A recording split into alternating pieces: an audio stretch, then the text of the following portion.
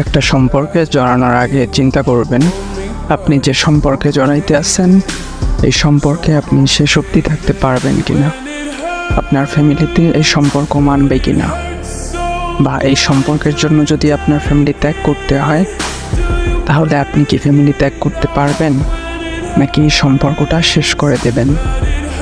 এগুলো ভেবে তারপরে কারো জীবনে যাবেন। আপুদের জন্য একটা কথা বলি, সম্পর্কে জড়ানোর কোনো দরকার নেই আপনাদের। যে সম্পর্কের শেষটা ফ্যামিলির কারণে বিচ্ছেদ হবে, কোনো দরকার নেই আপনাদের কারোর সাথে সম্পর্ক জড়ানোর।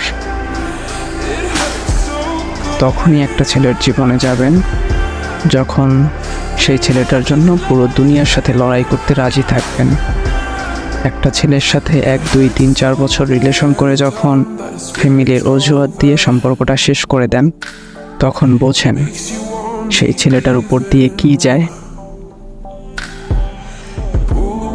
ফ্যামিলি নিয়ে একটা কথা বলি, সব ফ্যামিলি এক না, কিন্তু বেশিরভাগ ফ্যামিলি এমন ছেলের টাকা দেখে তারপর মেয়েকে বিয়ে দেয়। ছেলে ভালো নাকি খারাপ, ছেলের চরিত্র কেমন, ব্যবহার কেমন, এগুলো কিন্তু তাদের চোখে বাজে না যদি ছেলের কাছে টাকা থাকে। একটা মানুষের সাথে যে এতগুলো দিন এতগুলো বছর কাটিয়েছেন তারপর ফ্যামিলির অজুহাত দিয়ে তার জীবন থেকে সরে যাইতেছেন, সে কিভাবে থাকবে একটু ভাবেন। তাই বলতেছি কারো জীবনে জড়ানোর আগে একটু ভেবে দেখবেন তার জীবনে আপনি শেষ অবধি থাকতে পারবেন কিনা, শেষে ফ্যামিলির অজুহাত দিয়ে তাকে একা করে যেতে হবে কিনা।